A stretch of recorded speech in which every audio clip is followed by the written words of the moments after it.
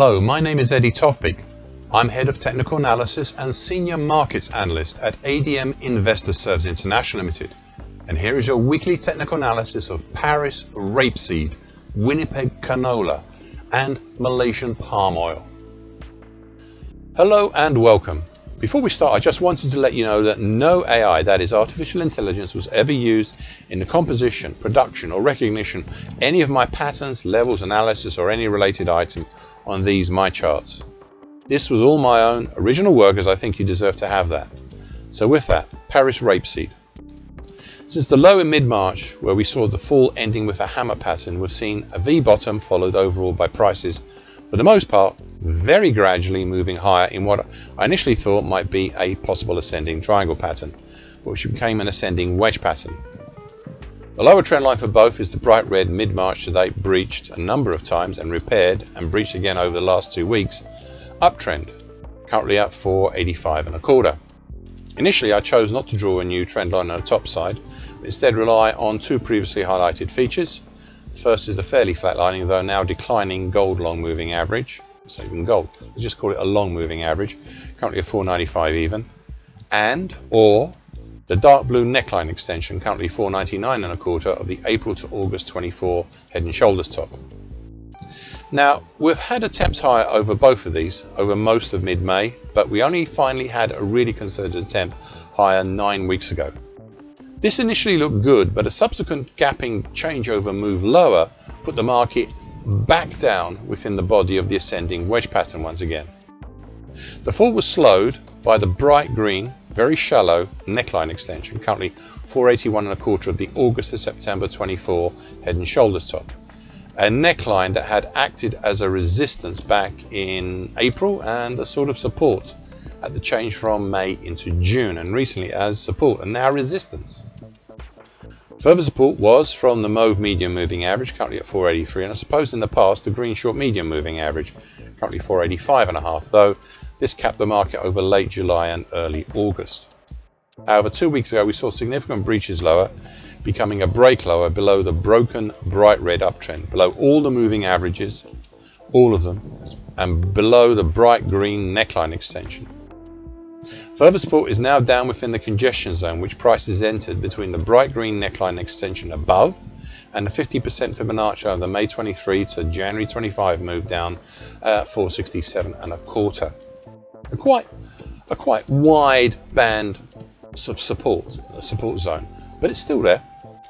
So though we are trying low, we still do have this congestion zone below, and this was especially evident on Tuesday this week, with a spike down and then back up again, ending up as an indecisive doji cross on that day, and somewhat indicative of where we are now. Anyway, 6 weeks ago I decided to lay out some potential targets topside for the ascending wedge pattern due to the original break higher, though as I said 4 weeks ago, and I quote, "I freely admit I have doubts about them and would consider some immediate retirement should prices drop down below that congestion zone below." End of quote.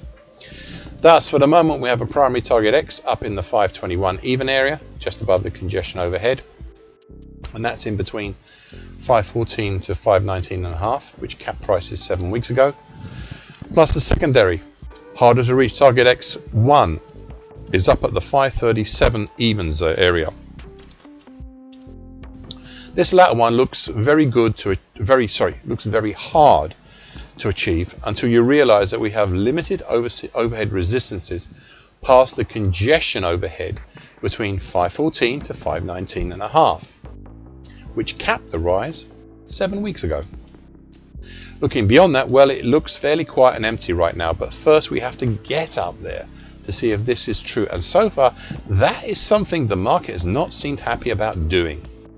Prices have instead, as already mentioned, as you can see, tested the downside.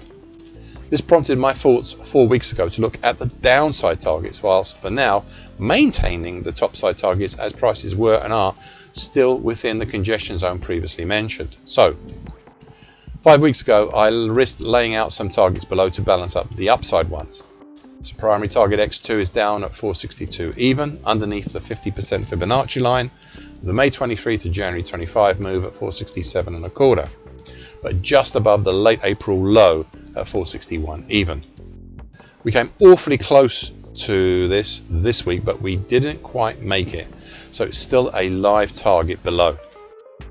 We also have a secondary, harder to reach, much harder to reach, target X3 down at 433.5. A target that seems out of reach right now. Now, one final thing, and something that took me a while in noticing. The action since I think you'd have to say early May to date is becoming a head and shoulders pattern with a pink neckline, and that's currently at 466 3/4. That was breached on the downside as part of Tuesday's drop and recovery, but obviously as yet has not seen even one close below it, not one. Now, such a head and shoulders pattern is typically seen as a topping pattern and bearish reversal. However, you may also have a head and shoulders continuation pattern, and for now I'm keeping my counsel on this one as to whether it is a head and shoulders top or a head and shoulders continuation pattern, or whether it is a failed head and shoulders pattern altogether. Winnipeg Canola. Okay, so there is and has been a lot of things going on here in this daily chart. However, I think I can keep it simple, at least for now. What we have right now is a topping action formed over April to date. That could be seen as a possible complex head and shoulders topping pattern, but which has an obvious near-term feature. And I would say for now the most striking and dominant feature is that near-term one. It is a mid-June to date bright red bear channel, currently 644.10 to 700 even. Within this pattern, we are at this time have overhead the rising mauve medium moving average, currently at 688 even as resistance, and just around the bright red upper channel line is the flatlining green short medium moving average, currently 700.80. Meanwhile, below we have the important flatlining gold long moving average, and that's currently at 658.90, and the combination of the June 21 low at 655.90 and the 50% Fibonacci of the whole of the 2025 move at 655.60.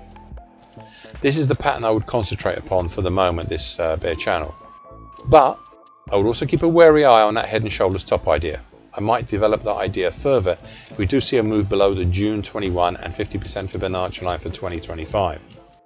In the meantime, just keep your eyes wide open on this one, as it may very well become the more dominant pattern. Bursa Malaysia crude palm oil. To start with, as I've done for many weeks now, I'd look at the wide congestion area now overhead between 44.08 to 45.59. When I first started looking at this area some while ago, it was a bit far away, but it's getting closer and closer week by week. And now we are bumping up into it this week as resistance. And not only that, but longer term resistance. Next, there's the significant combination of the 38.2% Fibonacci line of the May 20 to March 23 move, and the 50% Fibonacci line, and the 50% Fibonacci line of the May 23 to December 24 move, both close at 42.74, and that's now support. But it had been capping the market for the prior 3 weeks or so, so it's actually an interesting piece of support. It had been previously joined, but is now separating away below by the declining mauve medium moving average, currently 41.06. We also have nearby the lesser Fibonacci line at 42.39, though this now doesn't seem to be doing that much. The overall move higher here all started with the drop down in April, May and June, and a subsequent build up from the testing and breaching of the interesting dark blue neckline extension below, currently 38.67, of the small late May to April 2024 reverse head and shoulders bottom.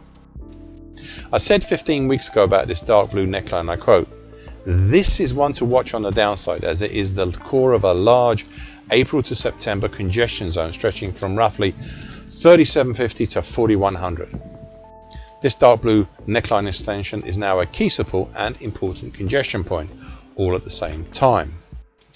Importantly, it caused prices to start to move higher with what turned out to be, as I said 9 weeks ago, and I quote, a possible, if imperfect, bright red ascending triangle pattern formed over May to date. As a small pattern, I could regard the action as an attempted forced break on the downside that so far has failed. Now, false breaks coming as they do so far along the triangle and so close to the tip are not unexpected. And whilst I cannot as yet give definitive targets for either side, I can give an idea of the potentials involved. Thus, true confirmed break higher over the bright red upper trend line will have a primary potential of plus 209 ringgits, the secondary harder to reach potential of plus 298 ringgits, whilst a true confirmed break lower below the bright red lower trend line will have a primary potential of minus 131 ringgits, with a secondary harder to reach potential of minus 298 ringgits. End of quote. Well, since then, prices stabilized over the bright red upper trend line and leading with those earlier numbers to having a primary target topside in the 41.90 area and a secondary harder to achieve target up at 42.79. In many ways, these two targets areas encapsulate the next areas of congestion overhead. 5 weeks ago, the market reached up and opened over the primary target when it moved up over the mauve medium moving average. Then late 4 weeks ago, prices went further and reached the secondary target at 42.79. All this action since mid-May has led to the construction of the key recent pattern here, which is the bright red mid-May to date bull channel, currently 42.38 to 44.97. This week we have started testing the topside resistance of this gold long moving average, as well as the bull channel as the bull channel travels higher. There is one other feature I would like to discuss, and this came about because I was at the end of June speaking about it in a presentation at the Biofuels International Conference and Expo in Brussels, Belgium. It was and is a key level to monitor from now until the end of the year. And I really do mean until the close of business this year on Wednesday the 31st of December. That level is 35.99. So quite a way below the market. However, if prices push down below 35.99 before the end of this year, which is still possible, then we would have set up the conditions here in palm oil to make that rarest of patterns an annual key reversal with all the implications such a huge long-term pattern may bring. Please watch out for this, as it is important, and I will bring you more details should we get down below there, even though I know we today are many hundreds of ringgits above it. Thank you for listening and watching this broadcast. This weekly broadcast gives the essential market patterns and consequences. Please be aware of the risk disclaimer posted both at the front and at the back of this broadcast. The copyright is Eddie Tofpik and ADM Investor Services International Limited. And here comes the final important bit.